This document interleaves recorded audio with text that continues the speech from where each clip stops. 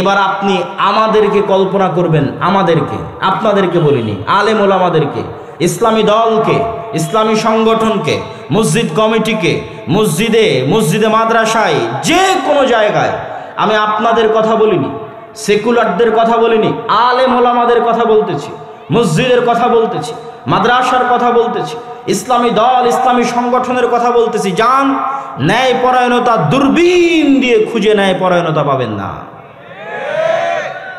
সালাত আছে, সিয়াম আছে, হজ আছে, যাকাত আছে, কিন্তু সবাই জালেম। ন্যায়পরায়ণতার বিপরীতটাই হচ্ছে জুলম, জালেম।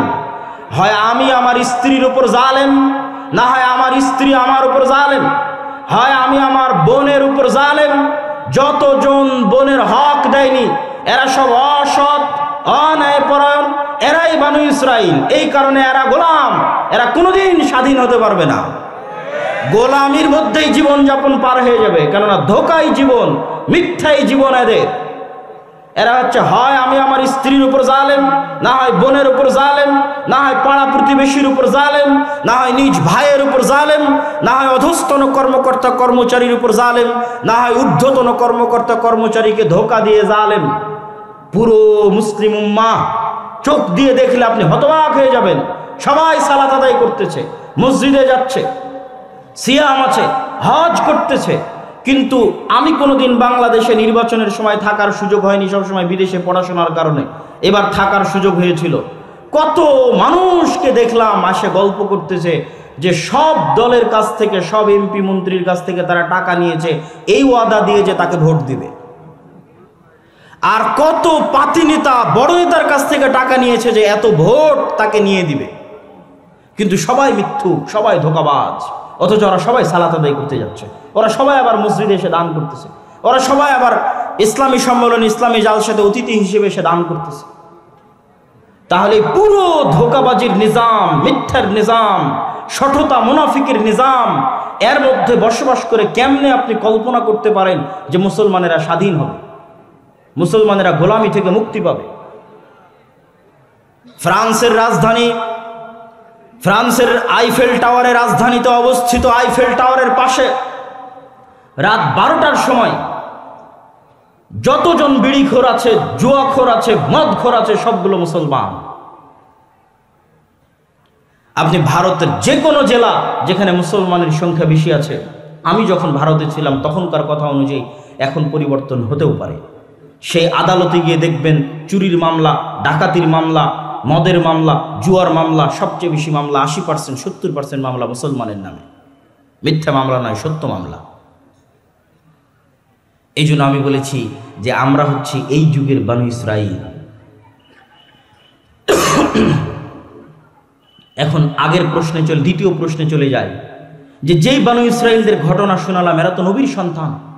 এরা নবীর সন্তান হওয়ার পরও কিভাবে এত নিম্ন লেভেলে চলে গেল যে মুসা আলাইহিস সালামের সাথে 24 ঘন্টা এই রকমের ধোঁকাবাজি, শঠতা, মিথ্যা দিয়ে তাদের আচরণ পরিপূর্ণ হয়ে গেল কেমনে? এটার উত্তর হচ্ছে আমার ছোট্ট গবেষণা, আমার ছোট্ট চিন্তা ভাবনায় আমি যেটা বুঝেছি, মুসলমানদেরকে দেখে বুঝেছি, তাদেরকে দেখে নয়। আজকের যুগের মুসলমানদেরকে দেখে আমি বুঝেছি মূলত কারণ হচ্ছে এই বানু ইসরাইলেরা ইউসুফ আলাইহিস সালাতু ওয়াস সালামের মৃত্যুর পর, আমি বলেছিলাম যে ইউসুফ আলাইহিস সালামের মৃত্যুর 300, 350, 400 বছর পর মুসা আলাইহিস সালাম এসেছে। এই ইউসুফ আলাইহিস সালাতু ওয়াস সালামের মৃত্যুর পর বানু ইসরাইলেরা গোলাম হয়ে যায়, ফেরাউনের গোলাম। ফেরাউনের গোলামি করেছে তারা 300 বছর। আর যখন মানুষ গোলাম হয় তখন সেলফ রেসপেক্ট থাকে না, আত্মমর্যাদা থাকে না, আত্মসম্মান থাকে না। তখন মানুষ বিক্রি হয়ে যায়, অন্তর ছোট হয়ে যায়, ছোট ছোট বিষয় নিয়ে মারামারি করে। মানুষের অন্তর ছোট হয়ে যায় গোলামির কারণে, মানুষের অন্তর নত হয়ে যায় গোলামির কারণে, মানুষের ব্যক্তি সম্মান নষ্ট হয় গোলামির কারণে, মানুষের ব্যক্তিত্ব, আত্মমর্যাদা, আত্মসম্মান নষ্ট হয় গোলামির কারণে। দলিল আমার কাছ থেকে দলিল হচ্ছে এই জন্যই আল্লাহ সুবহানাহু ওয়া তাআলা মুসা আলাইহিস সালামকে বানু ইসরাইলদের সাথে বড় করেননি। মুসা আলাইহিস সালামকে আল্লাহ বড় করেছেন ফেরাউনের বাড়িতে। ফেরাউনের বাড়িতে মুসা আলাইহিস সালাম স্বাধীনভাবে আত্মমর্যাদা নিয়ে, আত্মসম্মান নিয়ে, ব্যক্তিত্ব নিয়ে রাজপুত্র হিসেবে ফেরাউনের বাড়িতে বড় হয়েছে। ফেরাউনের বাড়িতে বড় হওয়ার কারণেই মুসা আলাইহিস সালাতু ওয়াস সালাম যখন বাড়ি থেকে বের হয়ে দেখছেন 25-30 বছর বয়স যে একজন ফেরাউনের লোক একজন বানু ইসরাইলের লোকের উপর অত্যাচার করতেছে, তখন মুসা আলাইহিস সালাম এক থাপ্পড়ে ফেরাউনের লোককে মেরে ফেলে দিয়েছেন। এই থাপ্পড় দেওয়ার জাজবা কোনো গোলামের থাকতে পারে না। এই থাপ্পড় দেওয়ার জাজবা মুসা আলাইহিস সালামের মধ্যে এই জন্যই এসেছে যে উনি স্বাধীনভাবে ফেরাউনের বাড়িতে বড় হয়েছেন। আল্লাহ সুবহানাহু ওয়া তাআলা এই জন্যই ওনাকে বানু ইসরাইলের সাথে বড় করেনি, কিন্তু উনি তো স্বাধীনভাবে আত্মমর্যাদা নিয়ে বড় হলেন, কিন্তু যাদের উনি নবী এরা তো 300 বছর থেকে গোলাম। এই জন্য কথায় কথায় এদের আচরণ দেখেন, নবীকে বলতেছে তোমার আল্লাহকে না দেখলে ঈমান আনবো না, নবীকে বলতেছে এক খাবার প্রতিদিন ভালো লাগে না, নবীকে বলতেছে তুমি যাবার তোমার আল্লাহ গিয়ে যুদ্ধ করো, তারপরে জয় হলে আমরা আসবো। এই ধরনের কথা একজন নবীর সাথে কেমনে যায়? নবী ব্যক্তিত্ব, আত্মমর্যাদা, আত্মসম্মান, সত্যবাদিতা, আমানতদারিতা, ন্যায়পরায়ণতার বৈশিষ্ট্যে বড় হয়েছে, আর এরা গোলামির জীবনযাপন করেছে। এই জন্য এদেরকে উনি চালাতে পারেননি। আমরা মুসলমানেরা আমাদেরও স্বভাব এতটা নিকৃষ্ট, এতটা খারাপ, এতটা জঘন্য ছিল না, কিন্তু দীর্ঘ 200, 250, 300 বছরের ব্রিটিশদের গোলামি আমাদেরকে মিথ্যুক, দুর্নীতিবাজ, ধোঁকাবাজ, ফাঁকিবাজ বানিয়ে ছেড়েছে। আমাদের রক্তের মধ্যে মিথ্যা, ধোঁকা, দুর্নীতি এবং ফাঁকি ঢুকে গেছে গোলামি করতে করতে। আপনাদের আরএস পর্চার আগের সিএস এবং এসএ পর্চা খুলে দেখেন, আপনারা জমির মালিকই ছিলেন না, ওখানে তাদের নাম লেখা আছে যে জমিদারের নামে কর এবং খাজনা দেওয়া হতো, জমির মালিকই ছিলেন না। ব্রিটিশরা পিটিয়ে নীল চাষ করাতো এই অঞ্চলের মানুষকে, আর ডিভাইড অ্যান্ড রুলস, একজনকে আরেকজনের বিরুদ্ধে লাগিয়ে রেখে শাসন করত। তো একজন আরেকজনের বিরুদ্ধে লাগতে লাগতে, মারামারি করতে করতে অন্তর ছোট হয়ে গেছে, জাতিগতভাবে অন্তর ছোট হয়ে গেছে। তার প্রমাণ সাধারণ মানুষ বাদ, আপনি আলেম ওলামাকে দেখেন না, মঞ্চে উঠে, স্টেজে উঠে কিভাবে গালাগালি করে। আলেম ওলামাদের দেখলে আপনি বুঝতে পারবেন যে ব্যক্তিত্ব, আত্মসম্মান, আত্মমর্যাদা, জাতি হিসেবে আমাদের কোথায়। আপনি বলবেন এটা কি শুধু বাংলাদেশের মুসলমানদের অবস্থা? জি না, বাংলাদেশের মুসলমানদের চেয়ে ভয়াবহ, জঘন্য, নিকৃষ্ট অবস্থা আফ্রিকার মুসলমানদের। তারা আরো বেশি জঘন্য গোলামি করেছে ফ্রান্সের, ইতালির, স্পেনের। আপনি যান, গেলে দেখতে পাবেন কিভাবে তাদের জীবনের সাথে মিথ্যা, ধোঁকা, শঠতা, ফাঁকিবাজি মিশিয়ে আছে। ইতালি আর ফ্রান্সের রাস্তায় যত চোর আছে, যত ডাকাত আছে, যত ছিনতাইকারী আছে, তার বেশিরভাগ মুসলমান। আল্লাহর কসম, তার বেশিরভাগ মুসলমান। কেন? ওদেরকে ফ্রান্স, ইতালি, স্পেন এমনভাবে ওদেরকে শাসন করেছে, এমনভাবে ওদেরকে গোলাম বানিয়ে রেখেছে যে ওদের স্বাভাবিক জন্মগত চরিত্র ধ্বংস হয়ে গেছে। আর আমরা যে আজকের যুগের বানু ইসরাইল, তার প্রমাণ, তার আর একটা প্রমাণ দিয়ে আমার বক্তব্য সামনের দিকে এগিয়ে যায়। ওই যুগের বানু ইসরাইলেরা যে গোলাম ছিল তার প্রমাণ আল্লাহ কোরআনে বলছে, ইযাববিহুনা আবনাকুম, তোমাদের ছেলে সন্তানদের ওদের চোখের সামনে ওদের ছেলে সন্তানদের জবাই করত ফেরাউন। তাদের চোখের সামনে তাদের ছেলে সন্তানদের জবাই করত ফেরাউন। আর আজকে কিসের আমার চোখের সামনে? আজকে সারা বিশ্বের চোখের সামনে মুসলমানদের জবাই করতেছে আজকের যুগের ফেরাউনেরা ফিলিস্তিনে, সারা বিশ্বের চোখের সামনে। এই একটাই প্রমাণ করে যে আপনি গোলাম, আমি গোলাম, আমরা কৃতদাস, গোলামের জীবন যাপন করছি। আমরা হচ্ছে এই যুগের বানু ইসরাইল, আর ওরা হচ্ছে এই যুগের ফেরাউন। আর আমাদের স্বভাব চরিত্রের কারণে আমাদের ভাগ্য বানু ইসরাইলের ভাগ্যের সাথে মিশে গেছে, গোলামি আমাদের ভাগ্যে লেখা হয়ে গেছে। আমাদেরকে সততা, ন্যায়পরায়ণতা, আমানতদারিতায় ফিরে যেতে হবে। এই জন্য আল্লামা ইকবাল বলেছেন, সাবাক ফিরসে পড় সাদাকাত কা, আদালত কা, শুজাআত কা, লিয়া যায়েগা তুঝসে কাম, দুনিয়া কি ইমামত কা। এই মুসলমানেরা, এই মুসলিম জাতি, এই মুসলিম উম্মাহ, আমি তোমাদেরকে বলছি, তোমাদের মধ্যে সালাত আছে, সিয়াম আছে, হজ আছে, যাকাত আছে, তোমাদের মধ্যে নাই সত্যবাদিতা, তোমাদের মধ্যে নাই আমানতদারিতা, তোমাদের মধ্যে নাই ন্যায়পরায়ণতা। তোমরা নতুন করে সত্য বলা শিখো, তোমরা নতুন করে আমানতদারিতা শিখো, তোমরা নতুন করে ন্যায়পরায়ণতা শিখো। আল্লাহ পুনরায় তোমাদেরকে দুনিয়ার নেতৃত্ব দিয়ে দিবে। এটা আল্লামা ইকবাল তার কবিতার মধ্যে লিখে গেছেন। উনি ধরতে পেরেছিলেন আজকের মুসলমানেরা কোন অবস্থায় আছে, কি সমস্যার মধ্যে আছে, সেটা তিনি ধরতে পেরেছিলেন।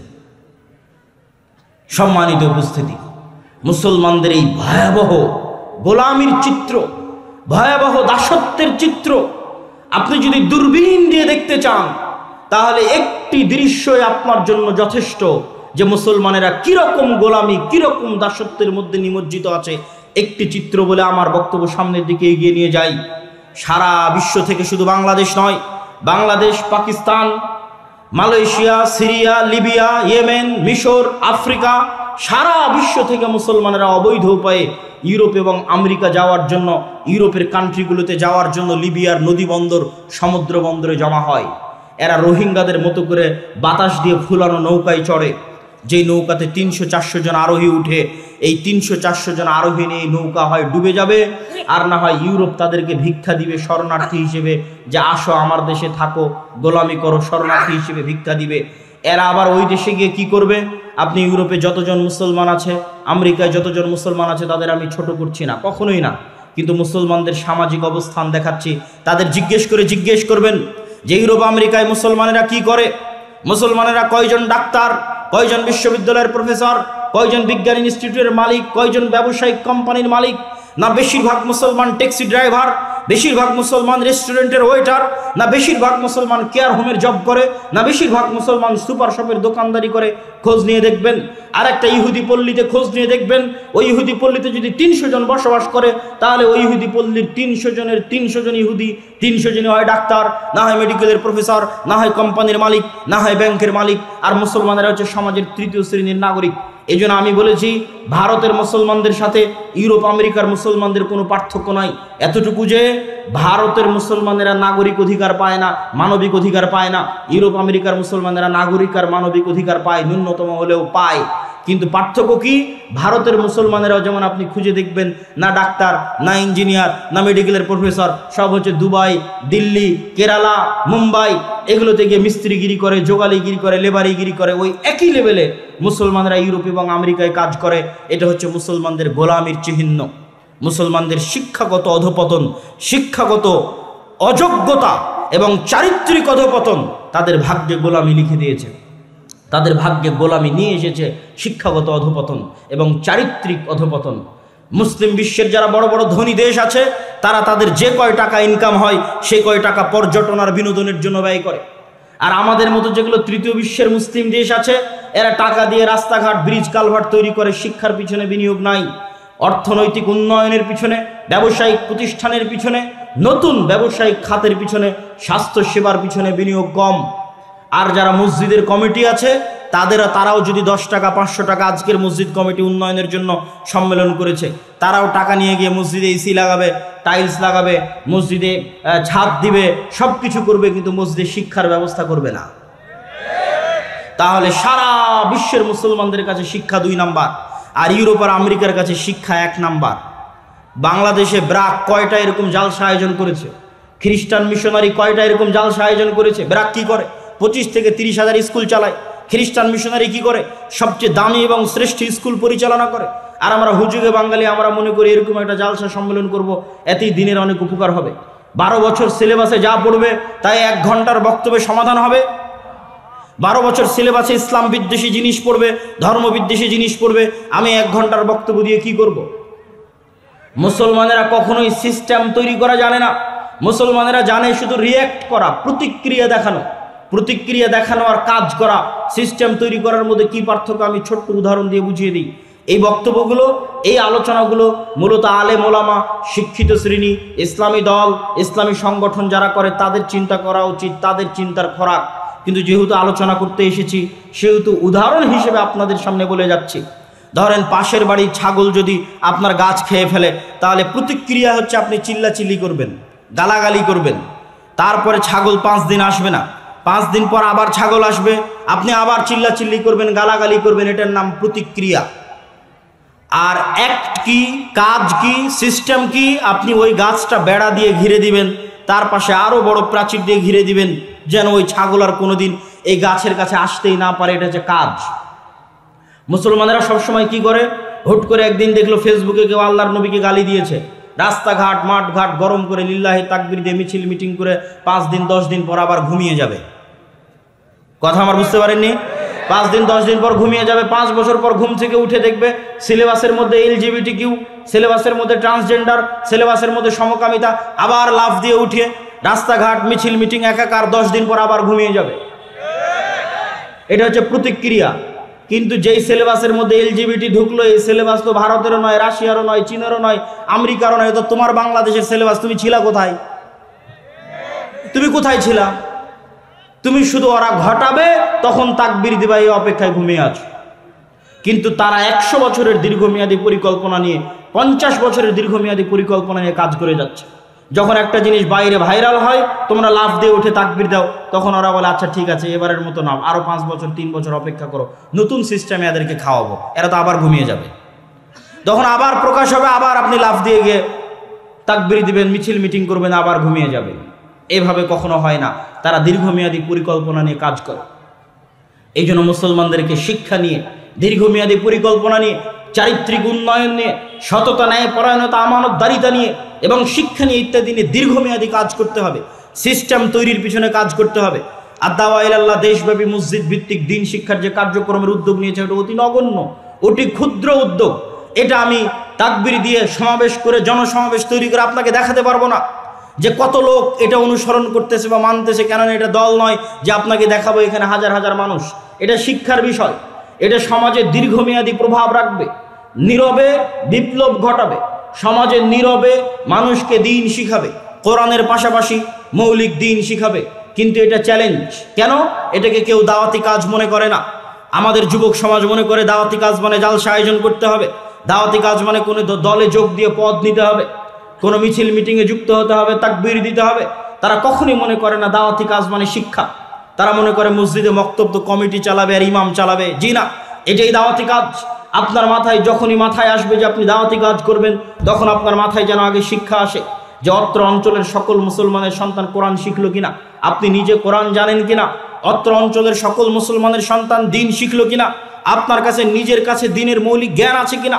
না থাকলে বাড়ি বাড়ি গিয়ে দাওয়াত দিয়ে দিয়ে কমিটিকে বুঝিয়ে ওই বাচ্চাদেরকে মসজিদে নিয়ে এসে আদ-দাওয়া ইলাল্লাহর সহযোগিতা নিয়ে, ট্রেনিং নিয়ে উক্ত মসজিদে দিন শিক্ষার ব্যবস্থা বাস্তবায়ন করবেন। এটাই দাওয়াতি কাজ।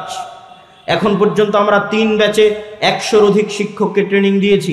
যে ট্রেনিংয়ে আসবে তার যাতায়াত খরচ জামিয়া সালাফিয়ার ওপর, দাওয়া ইলাল্লাহর ওপর। যে ট্রেনিংয়ে এসে থাকবে খাবে 10 দিন, ওই থাকা খাওয়ার খরচ জামিয়া সালাফিয়ার ওপর, দাওয়া ইলাল্লাহর ওপর। ট্রেনিং নিয়ে যখন ফিরে যাবে তখন 5 কপি 10 কপি করে সিলেবাসের বই তাদের কাছে বিনামূল্যে দেওয়া হবে। ওই বইয়ের বিনামূল্যে দেওয়ার খরচও জামিয়া সালাফিয়ার ওপর, দাওয়া ইলাল্লাহর ওপর। আর আমি খাকসার আব্দুল্লাহ বিন আব্দুর রাজ্জাক দেশ ও জাতির ভবিষ্যৎ প্রজন্মের সন্তানের শিক্ষার জন্য ওয়াকফ হিসেবে আছি। যেখানে ডাকবেন বিনা খরচে ফি সাবিলিল্লাহ সেই মসজিদে উপস্থিত হব, জাতির সাথে ওয়াদাবদ্ধ। কিন্তু টাকার বিনিময়ে জালসা থেকে জালসা করে বেড়াবো, এইটা কখনো দীর্ঘস্থায়ী টেকসই কাজ নয়। এটা হচ্ছে হুজুগে বাঙালি মেলার মতো। আগের যুগে যাত্রা হতো, এই যুগে মেলা, তার আগের যুগে মেলা হতো, আর এখন হয়তো আমরা তার আলট্রা ভার্সন, ইসলামিক ভার্সন তৈরি করেছি, জালসা সম্মেলন। তার মানে জালসা সম্মেলনে যে দিনের কাজ হয় না তা বলি না। জালসা সম্মেলনে 2টা দিক নির্দেশনা দেওয়া যায়, জালসা সম্মেলনে 2টা ইমান জাগানো কথা বলা যায়, কিন্তু জালসা সম্মেলনে শিখানো যায় না। ও 12 বছর সিলেবাসে যা শিখাবে আমি একদিনে 1 ঘন্টায় তা শিখাতে পারবো না। এর জন্য আপনাকে মসজিদে আসতে হবে, আমার ট্রেনিং প্রাপ্ত শিক্ষকের কাছে সিলেবাসের মাধ্যমে আপনাকে নিয়মিত শিখতে হবে। ও 12 বছরে ধর্মবিদ্বেষী যা শিখাবে তার আগেই অ্যান্টিবায়োটিক হিসেবে, ইঞ্জেকশন হিসেবে আপনার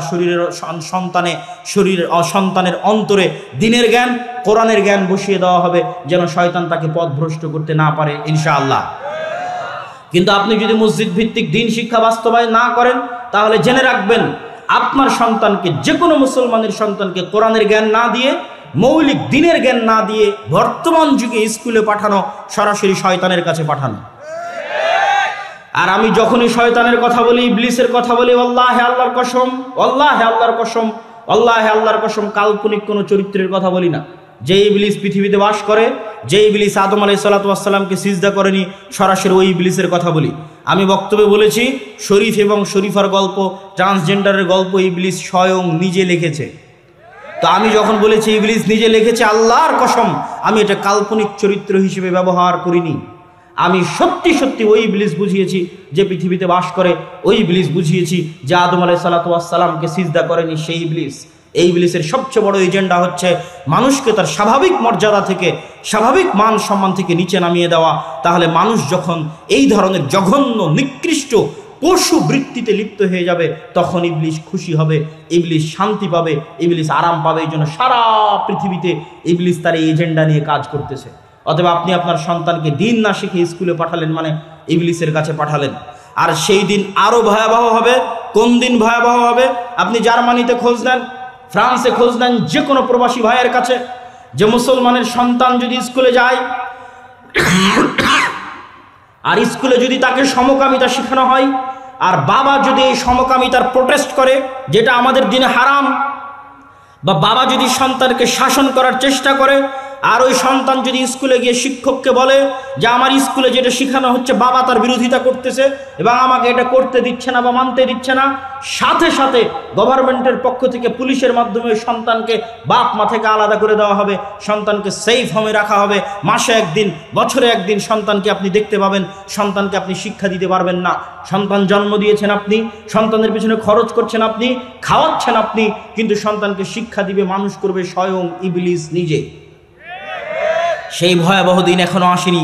ওই ভয়াবহ দিন আসার আগে এখনো যতদিন আপনাদের মসজিদগুলো আছে, এই মসজিদগুলোতে দিন শিক্ষার ব্যবস্থাকে শক্তিশালী করেন। মসজিদের চাইতে শক্তিশালী হতে হবে দিন শিক্ষার ব্যবস্থা। এমনও বহু মসজিদ গেছি আমাদের 157-58 মসজিদের সফরের মধ্যে, যেই মসজিদগুলোতে এসি আছে, টাইলস আছে, সব কিছু আছে, কিন্তু দিন শিক্ষা, কোরআন শিক্ষার ব্যবস্থা নাই।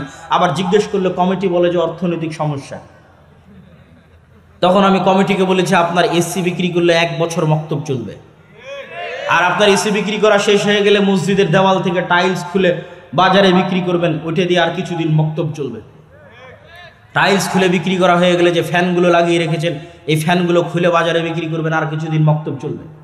তারপরে যে মাইক আর ব্যাটারিটা আছে ওটাও খুলে বাজারে বিক্রি করে দিবেন, আর কিছুদিন মক্তব চলবে। তবুও আপনি মসজিদে যা লাগিয়েছেন তার চেয়ে শিক্ষা বেশি জরুরি। বিশ্বাস না হলে খ্রিস্টানদেরকে দেখেন, ইউরোপিয়ান এবং আমেরিকানদেরকে দেখেন, তারা আপনার মসজিদের দায়িত্ব নিলে 10 টাকা থাকলে 5 টাকা আগে শিক্ষায় ব্যয় করবে। এরা শিক্ষা জিনিসটা জানে, সিলেবাসের মূল্য জানে। এই জন্যই তো আপনার সিলেবাস পরিবর্তনের জন্য এত চেষ্টা তারা করতেছে। কেন করতেছে? যদি সিলেবাসের কোনো গুরুত্ব না থাকতো, শিক্ষার কোনো গুরুত্ব না থাকতো, তাহলে আপনার সিলেবাস পরিপূর্ণ ইসলামিক হতো। আর বেরাক আর খ্রিস্টান মিশনারিরা বড় বড় জালসা করে বেড়াতো। বুঝেননি মনে হয় যে আপনি বিশাল ইসলামিক সিলেবাস নিয়ে দেশ চালাবেন, আর বেরাক আর খ্রিস্টান মিশনারিরা বড় বড় জালসা করবে, তাহলে তাই হতো না? তো ওরা তো একটাও জালসা করে না, ওরা কিনে ব্যস্ত আছে সিলেবাস আর শিক্ষা, সিলেবাস আর শিক্ষা। তাহলে আপনি কি স্বর্ণের মসজিদ দিয়ে পানি খাবেন? স্বর্ণ দিয়ে মসজিদ বানিয়ে, স্বর্ণ দিয়ে মাদ্রাসার বিল্ডিং বানিয়ে, স্বর্ণ দিয়ে রাস্তাঘাট বানিয়ে ধুয়ে পানি খাবেন? যেখানে যেই মসজিদের আশেপাশে জুয়াখোর, মদখোর, গাঞ্জাখোর, Free Fire, PUBG, TikTok, reels ইত্যাদি নেশাগ্রস্ত যুব সমাজে পরিপূর্ণ হয়ে গেছে। এই মসজিদ বিরান পড়ে থাকবে। বিরান পড়ে থাকা মসজিদ দেখে এসেছে, আপনিও দেখতে পারেন। স্পেনের কর্ডোভা, গ্রানাডায় মুসলমানেরা 800 বছর শাসন করেছে। কর্ডোভার জামে মসজিদে এক ছাদের নিচে, এক ফ্লোরে 70,000 মুসলমান মুসল্লি সালাত আদায় করতে পারবে। সেই কর্ডোভার জামে মসজিদ আজ পৃথিবীর সবচেয়ে বড় গির্জা। বাহির থেকে দেখলে দেখবেন মিনার আছে, কারুকাজ আছে, ডিজাইন আছে, মেহরাব আছে, মনে হচ্ছে এখনই আজান দিবে আর এখনই সালাত হবে। ভেতরে ঢুকে দেখবেন মারিয়াম আলাইহিস সালাতু ওয়াস সালাম আর ঈসা আলাইহিস সালাতু ওয়াস সালামের মূর্তিতে পরিপূর্ণ হয়ে আছে। বলেন নাউজুবিল্লাহ। তো মসজিদ তো বিরান পড়ে আছে। এরকম মসজিদ বিরান পড়ে থাকবে যদি আপনি শিক্ষার ব্যবস্থা না করেন। সম্মানিত উপস্থিতি, আমি আমার বক্তব্য দীর্ঘায়িত করতে চাই না, তবে যতটুকু আপনাদেরকে বলে যাচ্ছে এতটুকু নিয়ে যদি কাজ করেন, অন্তত সত্য বলা যদি শিখেন, মিথ্যা থেকে যদি তওবা করেন, যার জীবনে কোনোদিন মিথ্যা বলবেন না। আমি আমার ব্যক্তিগত অভিজ্ঞতা বলি, আমার ছেলে মোহাম্মদ, আমি আগে মনে করতাম ইউরোপ ঘোরার আগে বা ইংল্যান্ড ঘোরার আগে যে তাদেরকে সালাত, সিয়াম, হজ, যাকাত এগুলো শিখাতে হবে। সালাত, সিয়াম জরুরি, কিন্তু এখন আমি মনে করি আগে শিখাতে হবে সত্য বলা, আগে শিখাতে হবে ন্যায় পরায়ণতা, আগে শিখাতে হবে আমানতদারিতা। কেননা আমার নবী মুহাম্মদ সাল্লাল্লাহু আলাইহি ওয়াসাল্লাম নবী হওয়ার আগে জন্মগত সত্যবাদী ছিলেন, নবী হওয়ার আগে জন্মগত আমানতদার ছিলেন, নবী হওয়ার আগে জন্মগত ন্যায়পরায়ণ ছিলেন। আর আমাদের কাছে সালাত, সিয়াম, হজ, যাকাত আছে, কিন্তু মাদ্রাসা, মসজিদ, দল, সংগঠন কোথাও ন্যায়পরায়ণতা নাই, আমানতদারিতা নাই, সত্যবাদিতা নাই, সততা নাই। এই জন্য এই সালাত, এই সিয়াম, এই হজ, এই যাকাত কাজে আসবে না, আসবে না, আসবে না। আমাদের কাছে এই মাইক আছে, শত শত ক্যামেরা আছে। আপনি সেই মোহাম্মদ যিনি অসহায়, দুস্থ, দরিদ্র মানুষের বিপদগ্রস্ত মানুষের পাশে দাঁড়ান। আপনি সেই নবী, সেই মানুষ, সেই মোহাম্মদ যিনি তাহমিলুল কাল। মানুষের যদি বোঝা ভারী হয়, ঋণের বোঝা ভারী হয়, যাত্রাপথে মানুষের বোঝা ভারী হয়, তাহলে সেটা আপনি উঠিয়ে দেন। এই বৈশিষ্ট্যগুলো যখন আমার নবীর মধ্যে আছে, তখনও সালাত আসেনি, সিয়াম আসেনি, হজ আসেনি, জাকাত আসেনি।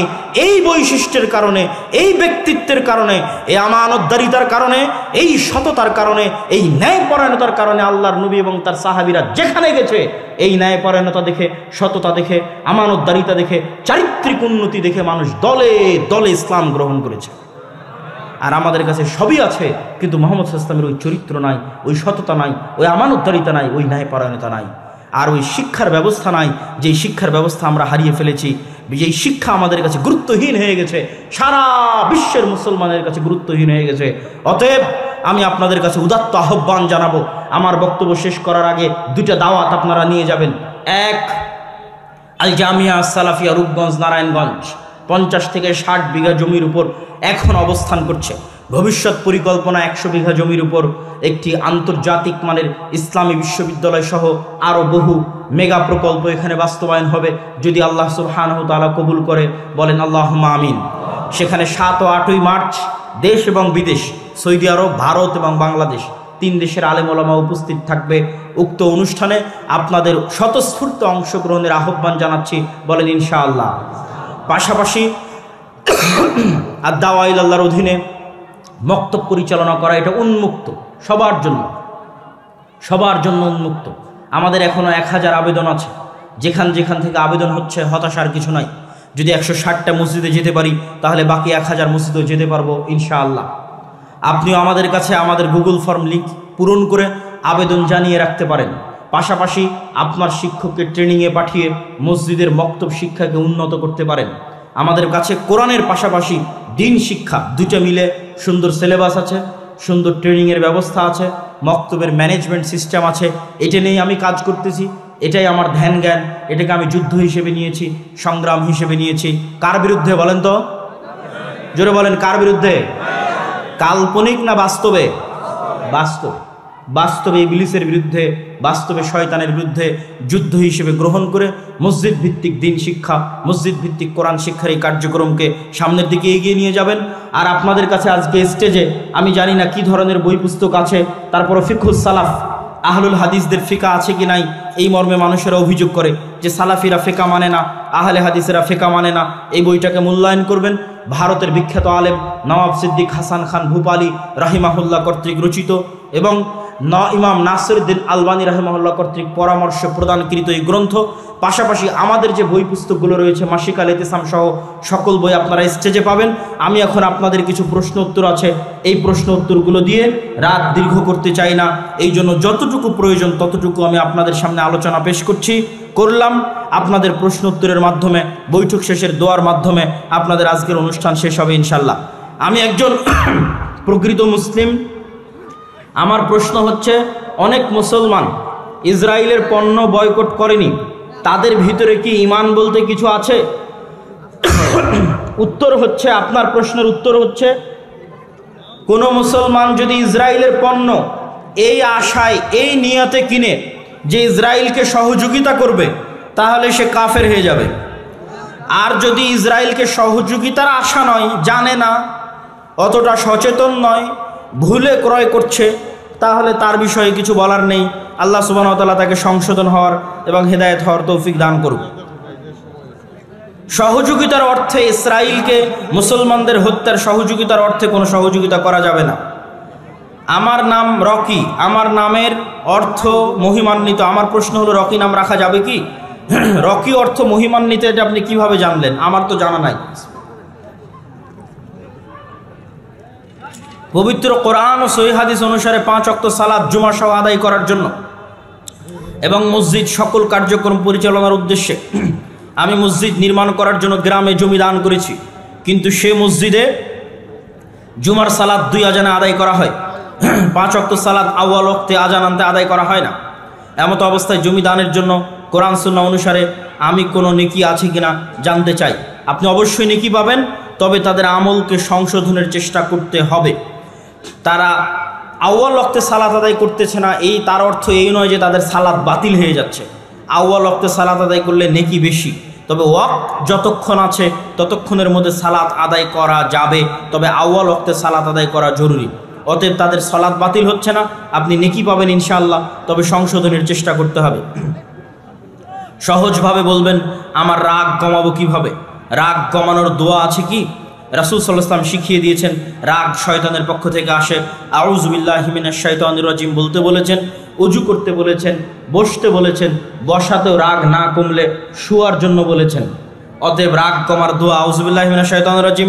রাগ হলে করণীয় বসে যাওয়া, বসায় বন্ধ না হলে শোয়া, তাতে বন্ধ না হলে ওযু করা। জনাব, তাগুত বর্জন করা ফরজ, তাহলে তাগুত কিভাবে বর্জন করব? তাগুত হচ্ছে শিরক, আল্লাহর বিরুদ্ধে শিরকি হচ্ছে প্রকৃত তাগুত। শিরক বর্জন করাই হচ্ছে তাগুত বর্জন করা, আর তাওহীদ অনুসরণ করাই হচ্ছে তাগুত বর্জন করা। বর্তমান সময়ে বেশিরভাগ মানুষ সামাজিক যোগাযোগ মাধ্যমে দোয়া চায় আল্লাহর কাছে। এটা কি জায়েজ? যে কোনো অবস্থায়, যে কোনো জায়গায়, যে কোনো মাধ্যম ব্যবহার করে দোয়া চাওয়া যাবে। চিঠিতে দোয়া চাওয়া যেমন, সামাজিক যোগাযোগ মাধ্যম ফেসবুকে দোয়া চাওয়া তেমন। আগের যুগের সালাফে সালেহিনরা চিঠি লিখলে চিঠিতে দোয়া করতেন। আমাদের নবী স্বয়ং চিঠির মধ্যে লিখেছেন আসসালামু আলা মানিত্তাবা আল হুদা, এটাও একটা দোয়া। শায়েখ বিয়ের ব্যাপারে একটা ছেলের মাঝে কি কি বৈশিষ্ট্য থাকলে বুঝতে পারবো যে সে আসলে প্রকৃত দিনদার? শুধু ছেলে নয়, ছেলে মেয়ে উভয়ের ক্ষেত্রে আপনাদেরকে একটা নাসিহা করে যাই, যে আপনারা যদি মনে করেন দিনদার মেয়ে পাত্রী হিসেবে নিবেন, আপনারা যদি মনে করেন দিনদার ছেলে পাত্র হিসেবে নেবেন, তাহলে আপনাদের জন্য নাসিহা হচ্ছে, মাদ্রাসার ছাত্রী হিসেবে, বোরখা হিসেবে, পর্দা হিসেবে কখনোই দিনদার বাছাই করবেন না। আবারও বলি, মেয়েদের দিনদারিতা দেখার জন্য কখনই মাদ্রাসার ছাত্র, কোরআনের হাফেজ, দাওরা পাশ এবং পর্দা দেখবেন না। কি দেখবেন? মেয়েদের দিনদারিতা দেখার জন্য মেয়ের মাকে দেখবেন, মেয়ের খালাকে দেখবেন, মেয়ের ফুফুকে দেখবেন। মেয়ের মা, খালা, ফুফু যদি নরম আচরণ, ভদ্র ব্যবহার, শালীনতার মধ্যে থাকে, সংসার টিকে আছে, তাদের নামে কোনো দুর্নাম নাই, তাহলে মেয়ে জেনারেল লাইনে হলেও দিনদারিতা। আর যদি মেয়ের মা, খালা, ফুফু তাদের মধ্যে অশালীন আচরণ লক্ষ্য করা যায়, বেহায়াপনা, বেলেল্লাপনা লক্ষ্য করা যায়, তাহলে মেয়ে মহিলা মাদ্রাসায় পড়লেও, কোরআনের হাফেজ হলেও, তাহলে সেটা আপনার জন্য সৎ এবং দিনদার পাত্রী হিসেবে নাও হতে পারে। আমি একজন একই অবস্থা ছেলেদের, ছেলের মধ্যে সৎকে, যার বাবা সৎ, যার দাদা সৎ, যার চাচা সৎ, যার আত্মীয় স্বজন সৎ, সে সৎ। মাদ্রাসায় পড়লো কি, আলেম হলো কি, এটা দেখে লাভ নাই। ছেলের বাবা কেমন, ছেলের দাদা কেমন ছিল, এটা দেখলেই যথেষ্ট। আমি একজন ব্যবসায়ী, আমার প্রশ্ন হলো, আমি অনেক সময় মাছ ধরেন 800 টাকা কিনি, এখান থেকে ভালো মন্দ বিবেচনা করে একটি 950, অন্যটি 800 বা 750 বিক্রি করতেছি, এটি কতটুকু ইসলামের সাথে যাচ্ছে? আপনি যতক্ষণ মিথ্যা না বলতেছেন ততক্ষণ ব্যবসায় লাভ করা হালাল, জায়েজ, যতক্ষণ মিথ্যা না বলতেছেন।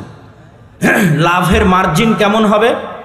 লাভের মার্জিন আল্লাহর নবীর আদেশ অনুযায়ী, সাহাবীদের বৈশিষ্ট্য অনুযায়ী, কম লাভ বেশি বিক্রি, দ্রুত এবং দীর্ঘমেয়াদে ধনী হওয়ার উপায়। কম লাভ বেশি বিক্রি।